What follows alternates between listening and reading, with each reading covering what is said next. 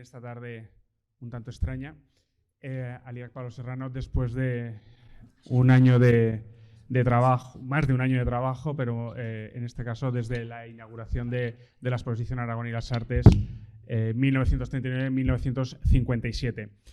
Llega esta publicación que es especialmente anhelada y querida, y en este caso yo no voy a decir nada porque no me toca a mí en este caso hablar, porque lo harán, por un lado, el director general de Cultura, Víctor Lucea; por otro lado, las comisarias de la exposición, María Luisa Grau y Eva Alquézar; y finalizará Jesús Pedro Lorente, catedrático de Historia del Arte de la Universidad de Zaragoza y presidente de la Asociación de Críticos de Aragón. Por tanto, muchísimas gracias a todos, muchísimas gracias a vosotras y a vosotros por aceptar el reto que ha supuesto esta publicación, y sin más, pues les dejo a ellos.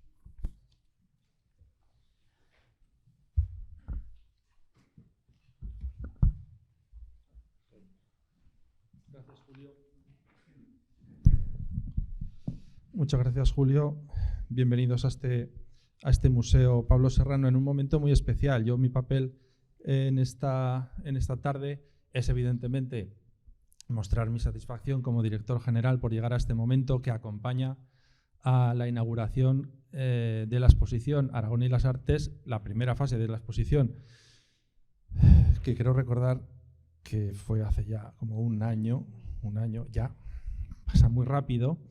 Y desde luego hacer algunos subrayados, ¿no? Hacer algunos subrayados que yo creo que desde el punto de vista de las políticas culturales que está desarrollando este gobierno nos interesa remarcar.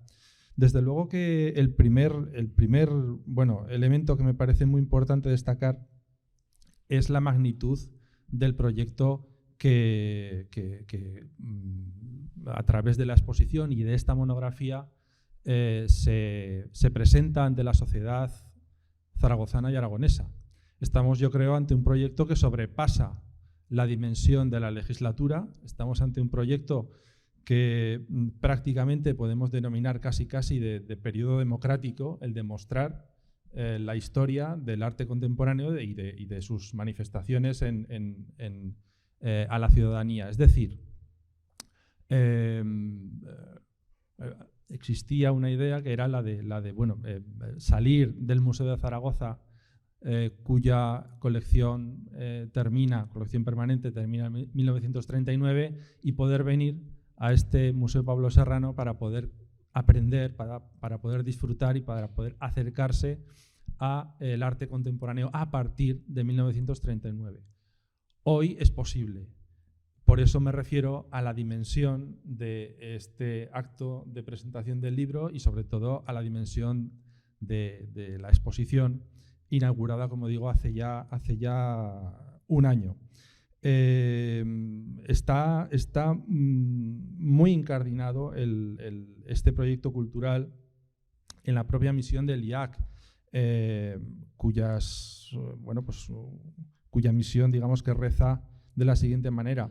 El instituto una de sus misiones era la de reunir, conservar y enriquecer la colección adscrita al museo, así como su exhibición y documentación con fines de investigación, educación, disfrute y promoción científica y cultural. Y desde luego que la exposición y esta monografía, y sobre todo las acciones emparejadas o aparejadas a este proyecto, cumplen plenamente con esta vocación.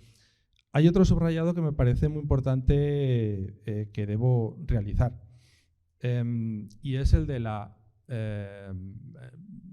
absoluta independencia con la que se manejan los museos gestionados por el Gobierno de Aragón, y cómo ese dejar que sean los centros los que acuñen y los que confieran su personalidad a través de los equipos de dirección, pero también de los equipos técnicos y auxiliares para poder dotar de esa personalidad a los museos. Pues me parece muy importante también destacarlo y subrayarlo porque es un equipo que ha entendido muy claramente que la misión de este museo, como digo, y del instituto estaba vinculada con la investigación y con la difusión. La investigación, lógicamente, hay en el proyecto expositivo y en este libro hay un profundísimo trabajo de investigación que yo como director general también repito una y otra vez. Los museos son centros de difusión del patrimonio, pero sobre todo, o también, o en mucha medida, son también centros de generación de conocimiento. Este proyecto me parece que reúne todas estas virtualidades de una manera muy acentuada. Por lo tanto, y me permiten un poco la debilidad, pero debo de felicitar en este caso al equipo de Julio, a María Luisa, a Eva y, por supuesto, al resto de personal que han hecho posible este proyecto expositivo y también divulgativo y también bibliográfico, como es esta monografía que aquí se presenta y que acompaña al proyecto expositivo. Yo creo que este proyecto está destinado a generar o a llenar un vacío, si me permiten, a fomentar algo que quizás en los últimos tiempos, no sé si se ha perdido, no lo sé, como director general, entiendo que estoy en mi periodo, por lo menos, no sé si de salida, pero ahora que, me permitirán también, ahora que empiezo a comprender algunas cosas, pues bueno, ahora me toca, bueno, pues de momento terminar este periodo legislativo, ¿no? Esta legislatura. Desde luego que estos últimos años han sido muy complicados. El ámbito artístico, el ámbito de las artes plásticas, bueno, pues he podido conocer de primera mano algunas de sus vicisitudes y dificultades de un sector complejo y que tiene unas dinámicas también muy particulares. Yo creo que este proyecto, como digo, y volviendo a lo que quería subrayar, está destinado a fomentar una cultura artística, no sé si perdida, pero a tratar de explicar de dónde venimos y de alguna manera, si conocemos mejor nuestro patrimonio, nuestras manifestaciones artísticas o las que han tenido que ver con Aragón o las que de alguna manera nos han hecho conformarnos como sociedad y tener unas como digo, manifestaciones artísticas particulares, entender hacia dónde podemos ir. Yo creo que esa es un poco la vocación del arte contemporáneo, el de no, evidentemente, un proyecto como este, no el de intentar fomentar una cultura artística capaz o que fomente que los ciudadanos sepan ubicar obras o autores en un periodo u otro, sino, y sobre todo, tratar de comprender la sociedad y tratar también de vislumbrar hacia dónde podemos ir con esos elementos y con esos mimbres que han tenido mucho, en el caso del arte contemporáneo, de tensión entre la continuidad y sobre todo la vanguardia. Esa tensión, ¿no?, que creo que se vislumbra muy bien y es capaz de percibirse en las páginas de este libro. Perdonen porque me he entusiasmado y seguramente me he extendido más de la cuenta, pero yo creo que, como digo, como director general, me apetecía mucho explayarme en esta dimensión y esta importancia que le concedemos a este proyecto divulgativo y sobre todo de investigación. Por mi parte, nada más que de nuevo reiterar mis felicitaciones al equipo. Gracias, Jesús Pedro, también por seguro las reflexiones que nos vas a ofrecer, y paso la palabra a Eva Alquezar. Muchas gracias.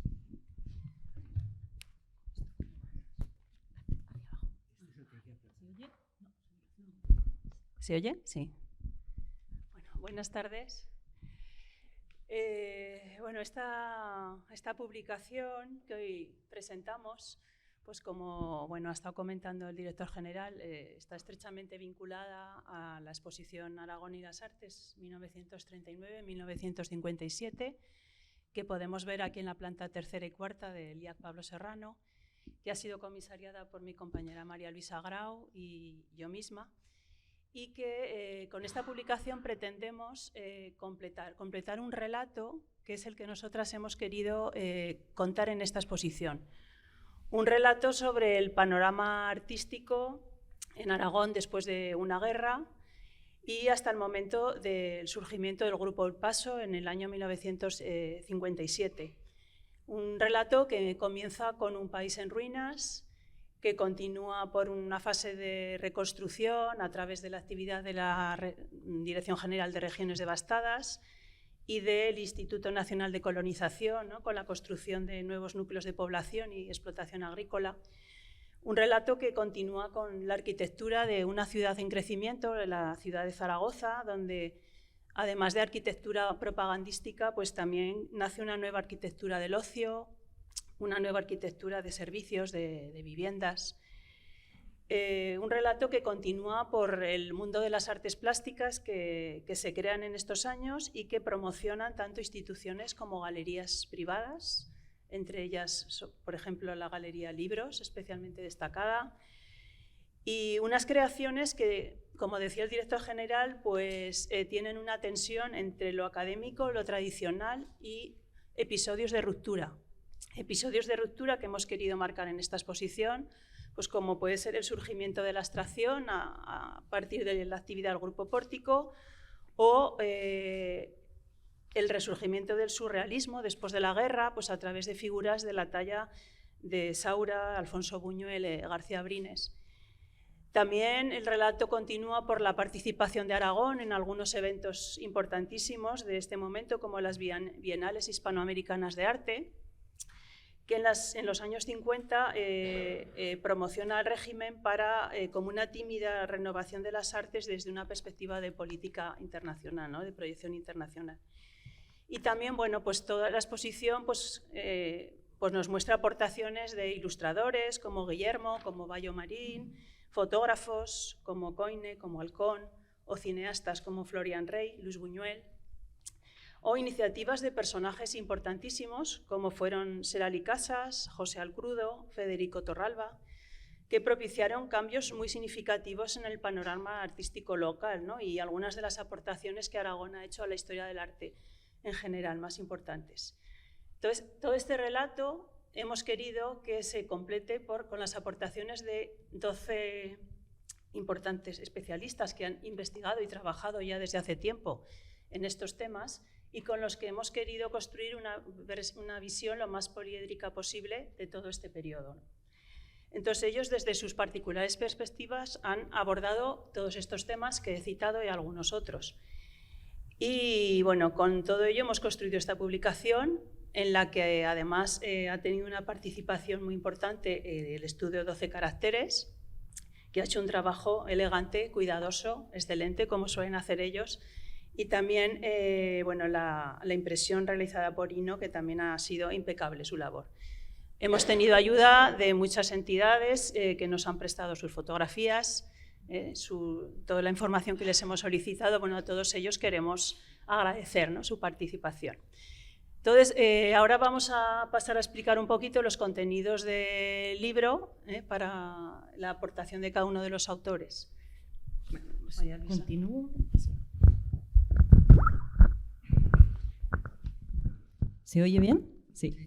Bueno, en este caso, como comentaba Eva, el libro está integrado por 12 artículos. El primero de ellos lo firma ella y yo misma como comisarias de la exposición, y lo que pretendemos hacer es, en ese artículo, es un relato, ¿no?, reunir todo lo que es las líneas que se van trazando a lo largo de la exposición para crear el marco en el que se encuadran los artículos que siguen a continuación, ¿no?, que se pueda entender por qué toda esta recopilación en esta monografía. El primero de los artículos, en este caso, está firmado por Alberto Castán, que es profesor del Departamento de Historia del Arte, y Ascensión Hernández, catedrática de Historia del Arte también, ambos en la Universidad de Zaragoza, y firman de manera conjunta un texto que lleva por título Las ruinas de la guerra civil en Aragón, entre la retórica, la reconstrucción y el olvido. Un tema que ambos han tratado anteriormente en otras publicaciones, como por ejemplo en el caso de Alberto Castán, Dibujos de ruina y reconstrucción en el primer franquismo, o en el caso de Ascensión Hernández ha sido coordinadora de una publicación como fue Restaurando la memoria, España e Italia ante la recuperación monumental de posguerra.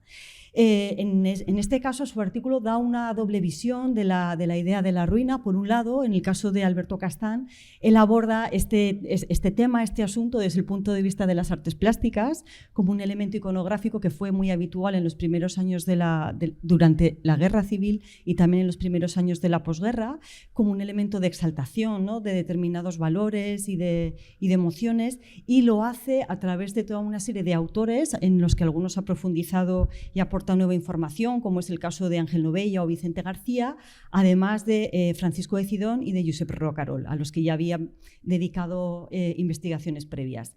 Si Castán se dedica a la parte de las artes plásticas, en el caso de Ascensión Hernández, para complementar esta visión, ella habla de la utilización simbólica que se hicieron de determinados escenarios arquitectónicos, ¿no?, por el valor simbólico que tenían para el régimen en ese momento, como fue el caso de Belchite y del Seminario de Teruel. Unos casos en los que ella habla de ese valor simbólico de la ruina y cómo se resuelve la diatriba entre mantener la ruina o llevar a cabo la reconstrucción imprescindible para poder salir, ¿no?, de ese momento en el que se encontraba el país. Finaliza además, ¿no?, con una reflexión muy interesante sobre los retos a los que se enfrenta la conservación de lo que es el patrimonio bélico, ¿no?, y todo el elemento de turistificación que se está llevando a cabo en torno a él. Continúa y enlaza con este tema de manera complementaria, da un paso más allá, ¿no?, en lo que fue el relato de la exposición, como decimos, el artículo de José Manuel López, que en este caso él es autor de una tesis que fue pionera en su momento, porque la defendió en los años 90, y que llevaba por título La arquitectura de regiones devastadas en Aragón, 1939-1957. Un tema, bueno, fue pionero, ¿no?, y tuvo una gran importancia porque era una vía para recuperar, ¿no?, y poner el foco en la importancia de un patrimonio que por próximo en el tiempo y por el contexto en el que surge no ha tenido el reconocimiento, ¿no?, ni el valor que merecía. En este caso, José Manuel participa con el artículo La Dirección General de Regiones Devastadas, Teoría y práctica de una arquitectura y urbanismo franquista en Aragón, donde ofrece un pormenorizado relato que arranca con los principales episodios de la Guerra Civil en Aragón y continúa analizando las actuaciones de regiones devastadas en nuestra comunidad, partiendo de lo que era la organización administrativa y luego estableciendo las principales directrices que en materia de los estilos que debían seguir, ¿no?, los arquitectos, teniendo en cuenta las peculiaridades locales de la arquitectura, sin perder de vista también los lenguajes de la arquitectura nacional, ¿no? Había que integrar todo ello. Habla también de las tipologías en función de los edificios y en función también de los lugares donde se iban a levantar, porque no podían ser iguales los edificios que se podían hacer en un pueblo del Pirineo que había que reconstruir que en el Valle del Ebro. Quiero reincidir, ¿no?, en esa idea de cómo él, como también ha sucedido con José María Alagón, han recuperado, ¿no?, y han puesto, reivindican un patrimonio muy cercano que no ha tenido, yo creo que hasta hace unos años, el reconocimiento merecido. José María Alagón es el autor de otro de los artículos, el siguiente, es profesor asociado en la Universidad de Zaragoza y es especialista en la labor del Instituto Nacional de Colonización, con una tesis que llevaba por título Pueblos de colonización en la cuenca del Ebro, urbanismo, arquitectura y arte. En este caso, bueno, señalar lo mismo, ¿no?, cómo él ha contribuido a reconocer la importancia de todos estos pueblos y en este caso José María lo hace con un artículo titulado La aportación del Instituto Nacional de Colonización a las artes plásticas en Aragón en la posguerra. Y ahí repasa los elementos más relevantes que caracterizaron a los pueblos del instituto en materia de urbanismo, de arquitectura y también de las artes plásticas. Ofreció una fotografía completa de lo que fue la labor del instituto en Aragón, hablando de la dimensión administrativa, cómo se organizaba, con un foco importante en José Borovio, como el arquitecto responsable de la delegación y también con presencia de las artes plásticas, ¿no? Por ejemplo, evidentemente, además de Baqués Jiménez y Arte Sacro Navarro, que de todos es conocido, habla también de otros autores que también participaron, como Manuel Rivera, que fue uno de los miembros, además del Paso, que también trabajó para el Instituto pintando para las iglesias, Antonio Rodríguez Valdivieso o Teresa Eguíbar, entre otros. No sé si se habrán percatado de ello, pero hasta ahora todo este repaso arquitectónico se centra sobre todo en lo que es Aragón más allá de Zaragoza, ¿no? Era una manera también de reivindicar esa otra realidad que además es evidente en esos años porque la labor tanto de regiones devastadas como del Instituto Nacional de Colonización se desarrolla en el medio rural, pero era también una manera de reivindicar esa parte que siempre suele salir fuera, ¿no? de los manuales, siempre se focaliza todo en las grandes capitales. Continuamos, no acaba aquí la parte dedicada al panorama urbanístico, ¿no? y de la arquitectura, porque acabamos en la ciudad de Zaragoza. En este caso es con un artículo de Ramón Betrán, que es arquitecto del Ayuntamiento de Zaragoza, donde ejerce como jefe de sección técnica de planeamiento privado y director de servicios de planificación y diseño urbano. Sobre todo es además especialista en urbanismo de la ciudad y autor de monografías tan importantes como Una y Grande, Ciudad y Ordenación Urbana en Zaragoza, 1939-1957. Desde el conocimiento profundo que tiene tanto del urbanismo de Zaragoza como de este periodo, Betrán colabora con el artículo La ciudad de Zaragoza, urbanismo y el urbanismo de posguerra, donde aborda elementos clave en la configuración urbana de la ciudad en aquellos años, como fue la reforma del Pilar, creando también el contexto histórico que permite entender cómo se llega a ese proyecto que ya se había iniciado esos planes a principios de siglo.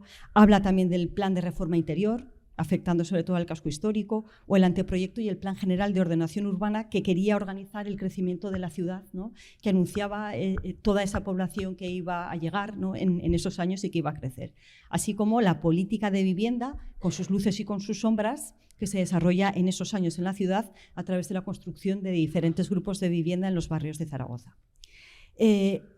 Acabando ya con la arquitectura, introduciéndonos en la parte más de las artes plásticas, tenemos que mencionar a Josefina Clavería Julián, que en este caso es autora de una tesis que llevaba por título Gráfica periodística zaragozana en el primer tercio del siglo XX. Es una de las principales especialistas en diseño gráfico e ilustración, con publicaciones como El diseño gráfico en Zaragoza o carteles de ferias y fiestas en Aragón. En este caso, su artículo lleva por título Crear en tiempos difíciles, del diseño gráfico y los trazos de humor, 1939-1957, donde ha realizado una investigación que va más allá, ¿no? de los trabajos e investigaciones previas, y lo que ha querido hacer también era romper con esa tendencia a centrar el foco de investigación en lo que sucedía en materia de diseño e ilustración en la ciudad de Zaragoza principalmente y en Huesca o Teruel en el mejor de los casos. Ella ha rastreado los archivos de lugares como por ejemplo Alcañiz, Binéfar, Tarazona, y de autores como Ángel Arias o Manuel Huete, teniendo en cuenta además las exigencias y limitaciones que imponía el marco ideológico, y para recuperar cómo se desarrolló esa aplicación del diseño y de la ilustración en estos otros lugares a través de la propaganda política, la publicidad y el humor gráfico, ¿no? Además, evidentemente, de hacer mención a lo que sucedía en Zaragoza, Huesca y Teruel, con nombres como Vallomarín, Guillermo, Lalinde, Dulce, Chas o también Cerda. Y ya doy paso a Eva. Sí.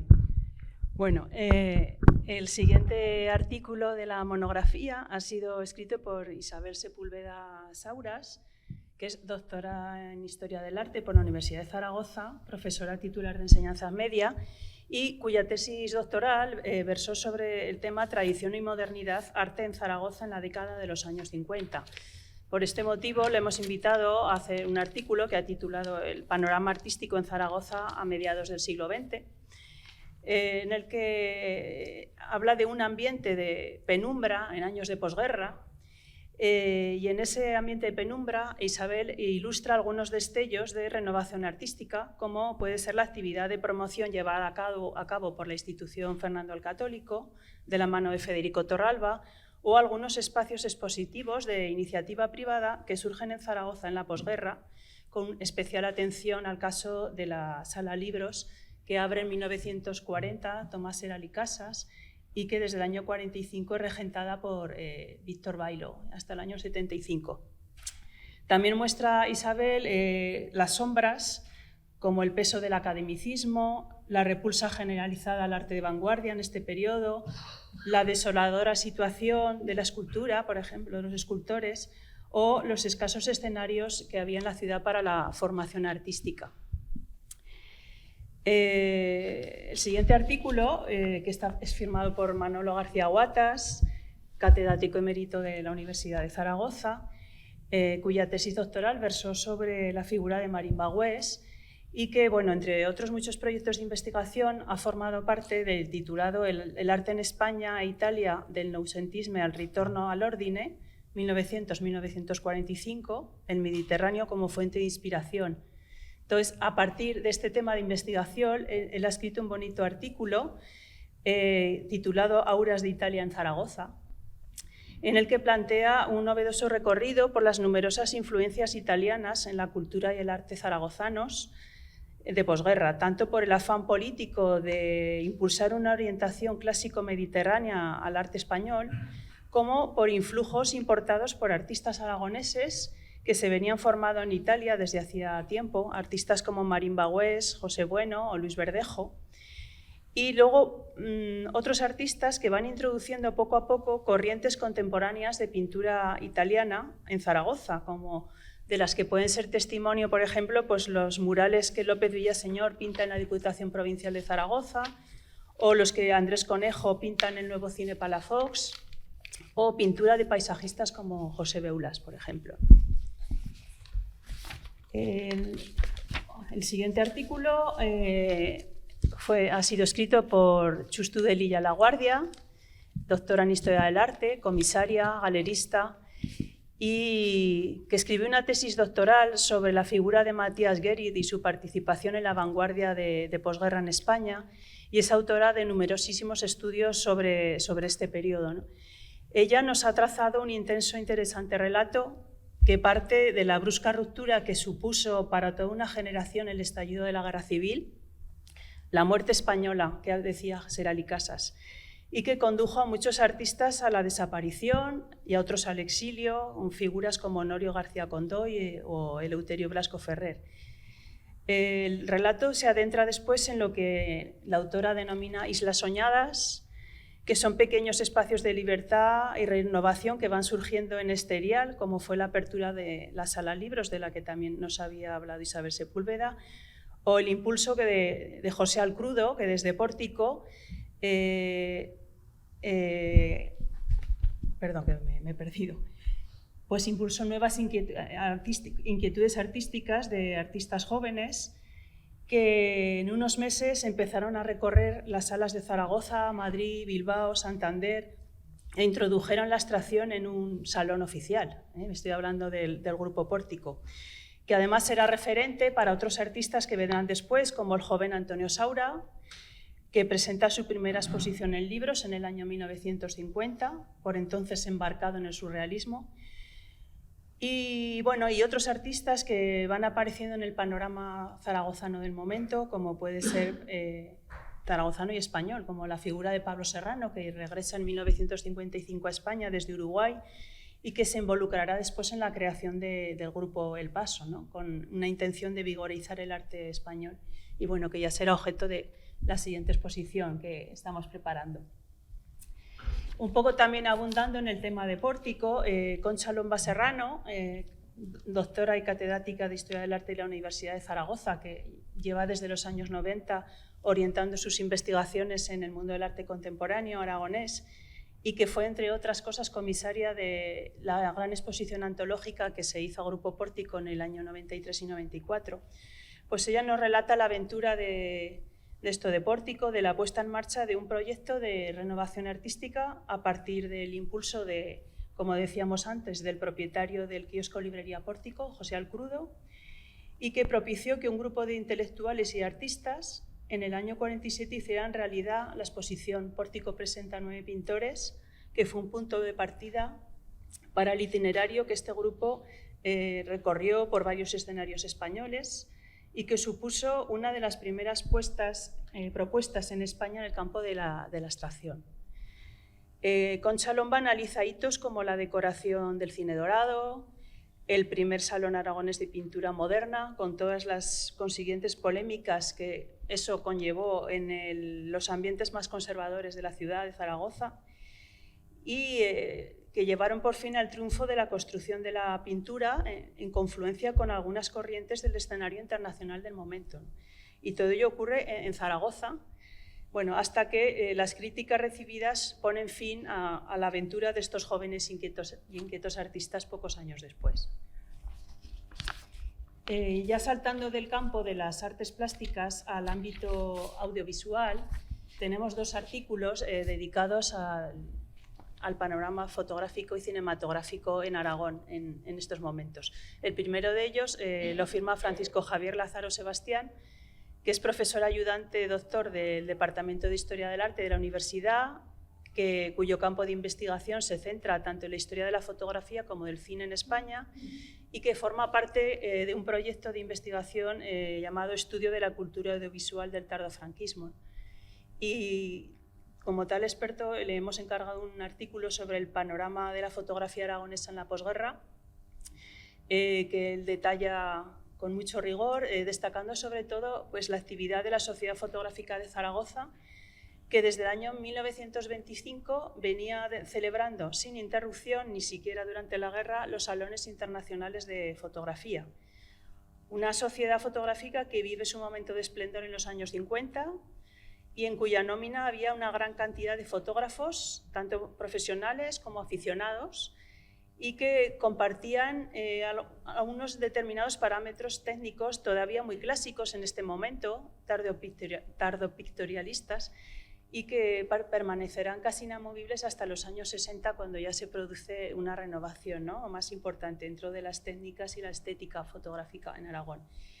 El autor recorre pues, algunos nombres importantísimos de la fotografía aragonesa de este periodo, pues retratistas como Jalón Ángel, como José Oltra, José Luis Pomarón, fotógrafos de prensa como Martínez Gascón, Marín Chivite, Gerardo Sancho, Luis Mompel, así como fotógrafos que alimentaron la pujante industria de la postal en aquellos momentos, haciendo fotografía sobre todo de paisaje y monumentos de Aragón.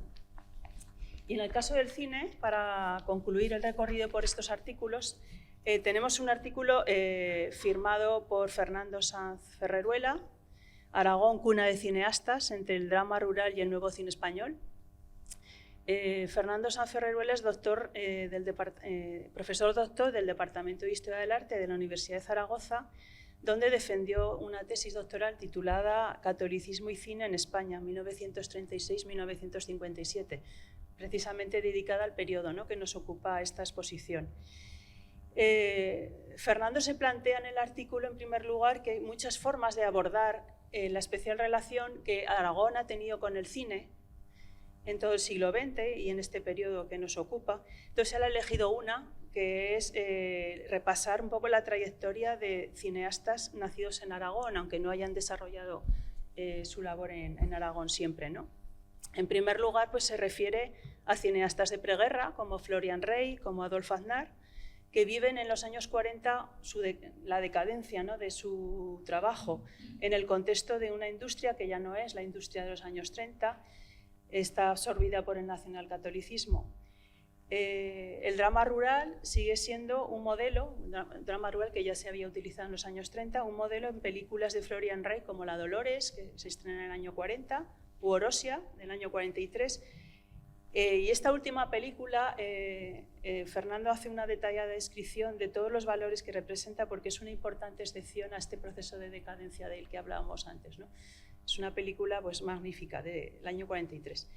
Y ya entrando en los años 50, el autor plantea la clara dicotomía que se produce entre el continuismo y la renovación, que presentan cineastas aragoneses como puede ser Fernando Palacios, José María Forqué, que apostó por el cine comercial y de género, aunque con un gran dominio de la puesta en escena, y al mismo tiempo la renovación cinematográfica, que es capitaneada por grandes figuras de nuestro cine, como puede ser Luis Buñuel, que en el año 50 estrena Los Olvidados en México, sentando las bases de lo que va a ser el cine social de los años 50, o Carlos Saura, que en estos momentos empieza su carrera cinematográfica,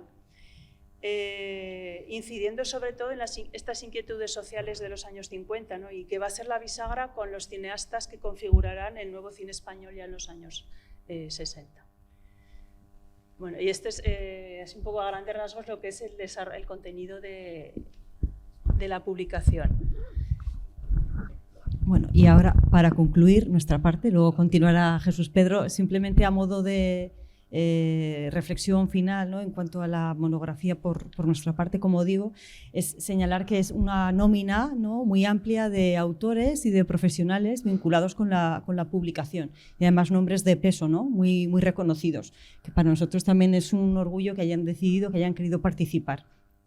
Es una demostración, además, de cómo de la colaboración entre instituciones, en este caso pesaba especialmente la Universidad de Zaragoza, ¿no?, muchos de ellos son docentes allí, cómo de esas colaboraciones surgen proyectos importantes, también apoyados, como digo, por otros profesionales, no solo del ámbito de la universidad, sino también dedicados, en este caso, a la propia producción, ¿no?, del libro, la parte del diseño, de producción del objeto en sí mismo, y permiten crear proyectos, ¿no?, importantes con los que avanzar en un mejor conocimiento, como decía al principio el director general, de lo que es el patrimonio y la cultura más próxima, ¿no? En este caso es muy reciente, es la segunda mitad del siglo XX, está muy próxima a nosotros. Es importante tener plena conciencia de ella, de todo lo que ocurrió, como una manera de poder valorarlo mejor y conservarlo también, especialmente en el caso del patrimonio arquitectónico, ¿no?, como señalaba.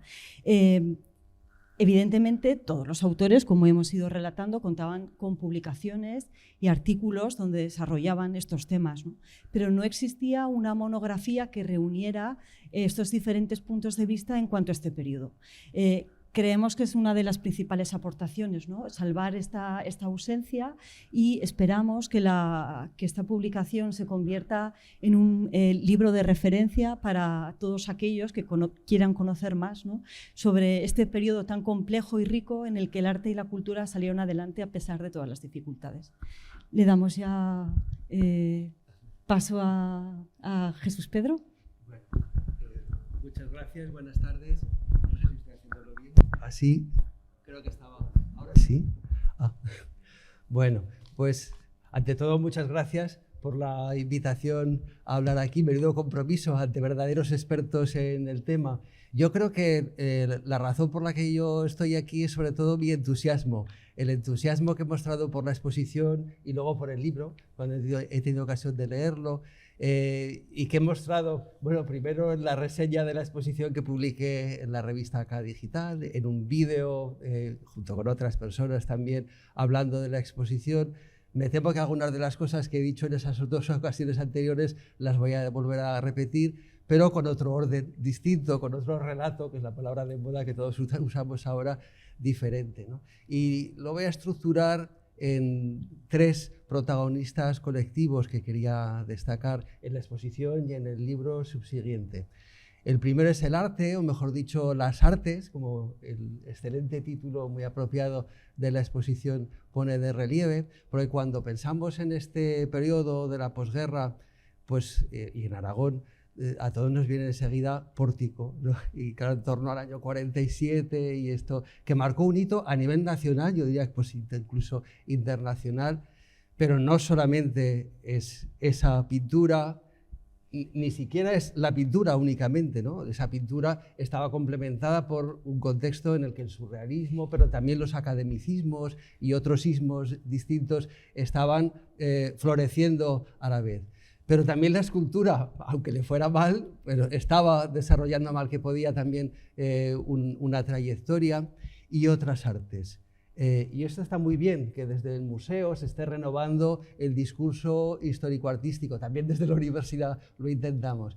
El MoMA fue el primero en tener un departamento, no solamente de pintura, escultura, también de arquitectura, de cine, de fotografía, todas estas cosas que ahora ya vemos integradas en los museos, que están en el Reina Sofía desde no hace tanto y que ya también las tenemos aquí, en esta y en otras exposiciones, porque quiero destacar que en este museo desde hace tiempo también se están consagrando exposiciones a pues, personalidades de la música y de otras artes distintas, ¿no? De la fotografía, por supuesto, del cine. Entonces, por este camino tenemos que seguir adelante, ¿no? La pluralidad de las artes. En la pluralidad estilística, pluralidad de corrientes, precisamente si se trata de destacar una trayectoria hacia la democracia en ese tiempo de franquismo y de posguerra, pues hagámoslo también con un canto a la diversidad que en ese momento ya tenemos que empezar a revalorar, ¿no? Era lógico que se empezase con la reconstrucción arquitectónica y urbanística, y me parece muy bien que al final se culmine con el cine, con la fotografía, y en todo momento, desde el principio hasta el final, los carteles y las demás artes gráficas, no sé cómo denominarlas, también han estado muy presentes, ¿no? Entonces esa amplitud, esa variedad, esa pluralidad de las artes, que el título muy bien destaca, yo también las quería destacar. Y he hablado del título, que me encanta, porque ahí viene el segundo protagonista, que son los artistas. Y cuando hablo de los artistas, y me refiero al título, estoy aludiendo a un tema que cada vez que tenemos los coloquios de arte aragonés nos provoca arduos debates, ¿no? ¿Quién es aragonés en el arte contemporáneo? Bueno, en cualquier arte de cualquier periodo, ¿no? Pero sobre todo en una época como la época contemporánea, en que el arte no tiene límites. Entonces, y sobre todo cuando más que nunca los artistas se nos van. Y no digo que dejen de ser aragoneses, porque el carácter lo llevamos para siempre, ¿no? Pero ¿qué tienen de aragoneses muchos artistas que han realizado su trayectoria fuera, bastante lejos de nuestros lares?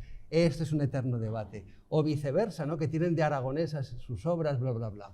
Bueno, pues esto se soluciona con un título tan genial como Aragón y las artes. Y esto nos permite incorporar a Buñuel. Bueno, feliz título que nos ha permitido acabar con una obra que uno diría, ¿y Los Olvidados? ¿Es una película aragonesa? Bueno, pero es en Aragón y las artes teníamos que tener a Buñuel y a otros. Hay una sala que habréis pasado viniendo aquí, la sala de los exiliados, ¿no? Muchos de ellos no habían vuelto en este periodo. Y algunos que se habían negado, pues Marín Bosquet estaba en México, volvió mucho más tarde, Eleuterio Blasco también volvió de Francia más tarde, están representados aquí, a pesar de que estuvieran en el extranjero y contra Franco resistiendo, pero estaban interrelacionados con Aragón, y por eso los tenemos. Y en esta relectura de la historia está muy bien que los hayamos incorporado y que los sigamos incorporando en los distintos contextos donde estemos estudiando y divulgando este tipo de cosas, ¿no? O sea que yo felicito por esta manera de presentar artistas en toda su diversidad. Ricardo Santamaría todavía estaba aquí, pero luego se marchó para siempre, ¿no? Y está muy bien. A mí me gusta también la elección de la cubierta, entre otras cosas porque han escogido una obra que es ya medio figurativa, medio abstracta, pero que es un bodegón, así muy geométrico, muy constructivista.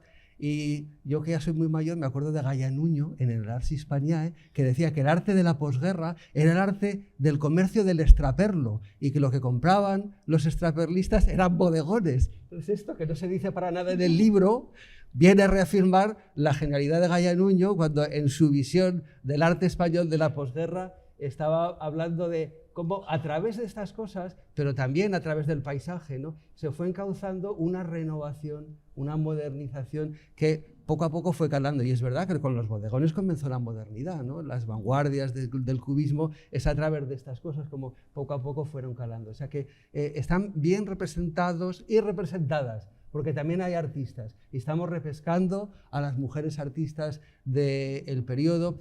Y están, yo diría que muy homogéneamente representados, no solamente los artistas que estaban en sintonía con el régimen, sino sobre todo, precisamente, también los que estaban en contestación o intentando hacer discursos también políticos, diferentes a los del franquismo.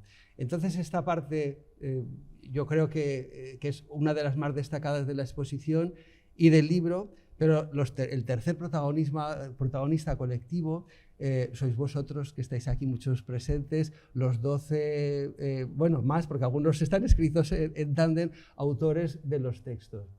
Y me parece muy bien también esta colaboración a la que habéis aludido entre diferentes, bueno, entre el museo, que generosamente ha abierto las puertas a la participación de otros expertos, la universidad, la Asociación de Críticos de Arte, representada también por algunos de los autores, y gente también de otros tipos de procedencias, y edades y géneros, en fin, que hay una diversidad de perspectivas, incluso de los enfoques. Algunos son muy académicos, con mucha bibliografía, otros son muy personales, con escasa bibliografía, y también me parece bien. Casi todos son personales hasta el punto de que han escogido las fotos y lo explican, ¿no?, de las ilustraciones. Se les ha dado mano libre hasta en eso, ¿no?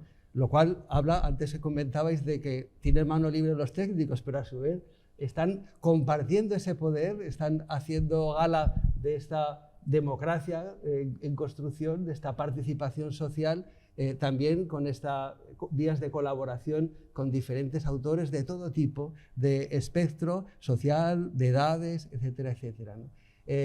Esto está muy bien y tenemos que seguir fomentándolo. No solamente en esta publicación, no voy a hablar de ninguno en concreto porque me he ido a compromiso, pero en el futuro de las actuaciones del museo. Ahora pues hay que venderlo, tendrá que estar en la tienda y en las librerías, pero dentro de un tiempo estará colgado a libre disposición de quienes entren en la web del museo, que es una iniciativa genial, otra de las iniciativas geniales que siempre...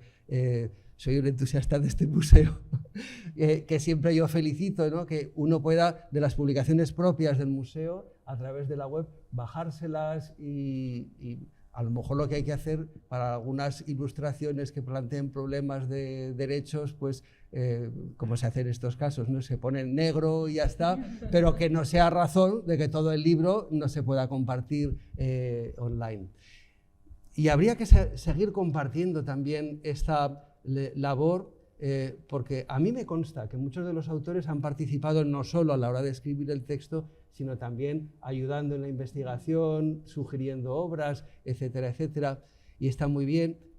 Incluso habría que hacer partícipe a la sociedad entera de este tipo de iniciativas. Cada vez más vemos en los museos que hay invitación al público a, primero, ver qué es lo que sucede en el museo, los trabajos que se realizan en él. Trabajos que, entre otras cosas, también son de investigación. Y uno encuentra en el museo y en sus páginas web, yo creo que, y en sus redes sociales también, otro de los puntos para potenciar esta participación social, información sobre los proyectos en curso. Y eso habría que ponerlo también, yo creo, en la web.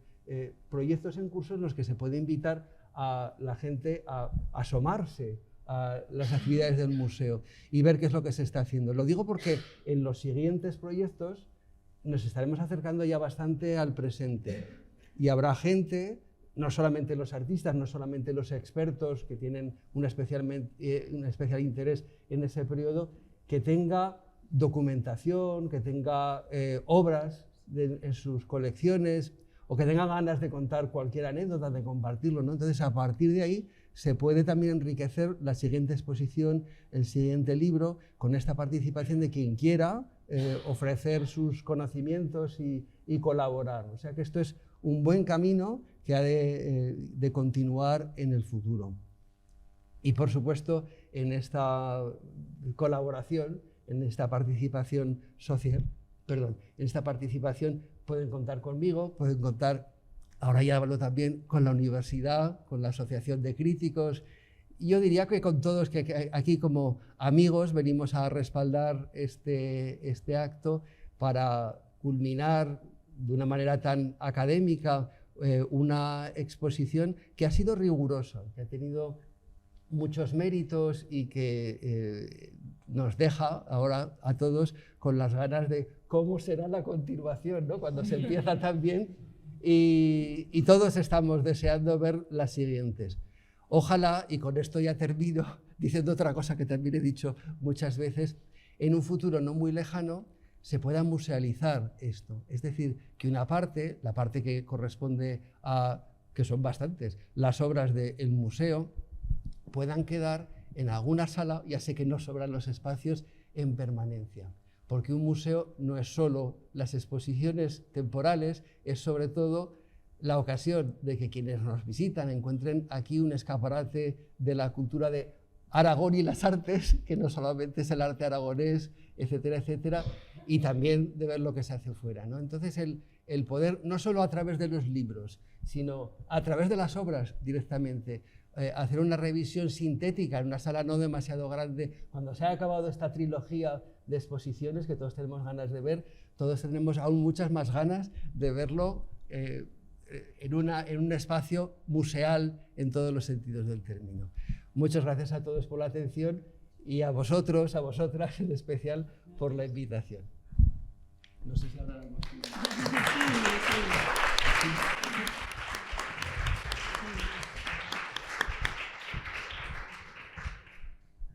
Bueno, Jesús Pedro, gracias. Creo que esa es la idea, esto que estás comentando.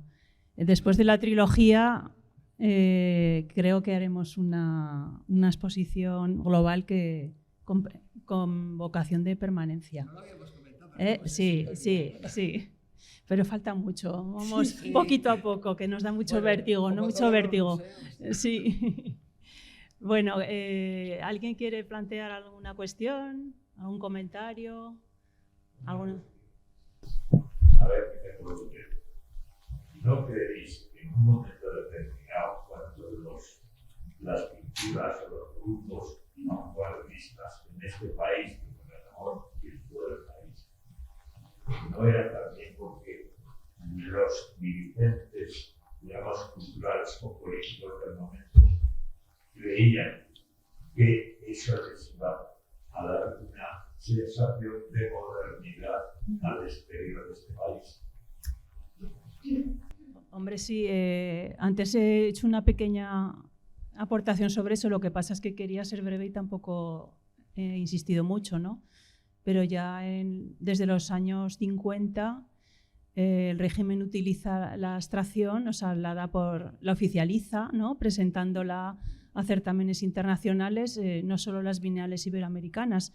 También, por ejemplo, en la Bienal de Sao Paulo fueron 5 obras de Santiago Lagunas, cuando él ya había dejado de pintar. Entonces, bueno, se hace bandera, ¿no?, de la modernidad de un país a través del arte. Entonces, lo que primero es rupturista, pues luego, bueno, con el paso eso también pasará años después, ¿no? Evidentemente. En definitiva, que a aquellos dirigentes políticos no les interesaba nada en su momento el arte vanguardista, pero sí que de alguna manera se hacían más modernistas en comparación con el resto del grupo. Sí, un poco de eso. Se me ocurriría mucho más cosas. Bueno, ¿no, alguno de los autores por ahí? Sí, yo solo agradecer y moderar agradecer enseñar el esfuerzo que sé que lo hay por esta exposición. No solo importante, sino muy necesaria para la sociedad. Siempre en todos los pueblos artísticos se habla de la exposición de la contemporánea y siempre la conclusión que se ha construido en la educación, ¿no? Siempre volvemos a la educación. Y entonces este proyecto aún a eso, y yo de verdad que he estado varias veces porque he visto una historia no realmente emocionado, que era una lucha que unía a la comunidad, a la cultura de la comunidad. Entonces, aunque es lo que se ha hecho anteriormente, que iba a tratar un poco iba que el proyecto uno de cría permanente esté allí y que todos que estamos aquí somos capaces de entenderla lo que es el futuro de la comunidad por ahí pueda encontrar. Si quieres. No. Gracias. Sí. No se puede aguantar. No puedo aguantar. Gracias, Nacho. Evidentemente, es decir, dentro de lo que es el proyecto, ellas están muy comedidas a la hora de lo que es el planteamiento de la exposición, la publicación, y lleva aparejado más patas. Y uno es justamente todo el tema de la educación. Es decir, llevamos todo un año haciendo todo un proyecto educativo con los colegios, que son los que creemos que tenemos que empezar a contar. Es decir, porque y con una actividad que hemos iniciado que es de la figuración a la abstracción, para justamente contar y que entiendan qué es eso de la abstracción y qué es el arte contemporáneo con la introducción de todo este mundo de la abstracción. Porque si no se conoce, si no se sabe, evidentemente, es decir, el arte que estáis haciendo ahora todavía le resulta más extraño y más lejano. Por tanto, evidentemente, era también uno de nuestros objetivos.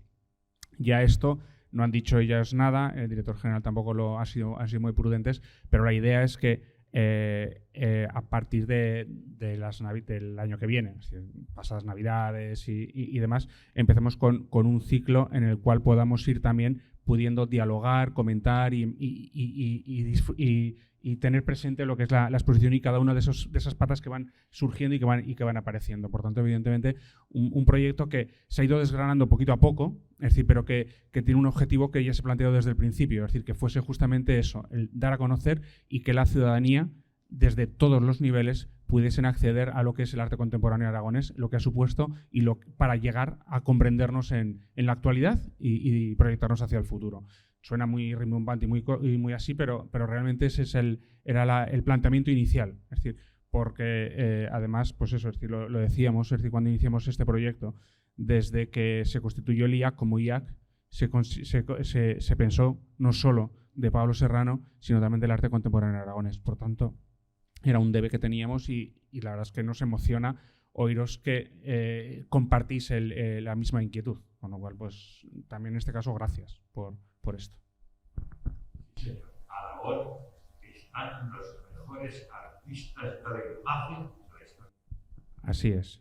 Y algunos de estos os tenemos aquí. Y algunos os tenemos aquí, digo.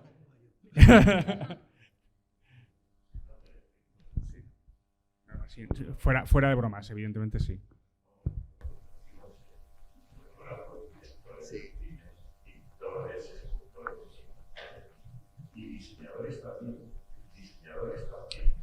De hecho, uno de los apartados es eso, el diseño, la ilustración, pero también ha sido María Luisa muy discreta, es decir, que la apuesta incluso por el propio diseño de la publicación, evidentemente, es para continuar justamente toda esa labor. Los tenemos aquí, es decir, que son 12 caracteres, Samuel y Miguel, pero bueno, y hay otros muchos que evidentemente dentro de lo que es la potencia de la ilustración también actual para lo que es la distribución y en este caso nosotros utilizado para el arte, ¿no? Entonces, pues, porque son unos artistas también. ¿Alguna comentario, alguna cosita más? Actualmente, por ejemplo, hay una exposición de un artista que se llamaba primero dibujante, luego diseñador, luego primero Pedrilla, un gran diseñador. Y de hecho nosotros tenemos que agradecerle, es decir, a los herederos de López Velilla, es decir, que estamos trabajando porque nos hicieron donación de justamente gran parte de sus revistas que tenía, no nacionales justamente, sino internacionales, que él se traía y demás. Exacto. Y pues gran parte de esas revistas han entrado en el fondo de la biblioteca y documental del museo y estamos trabajando en ellas para poder ponerlas a disposición también, o sea que sabemos de él.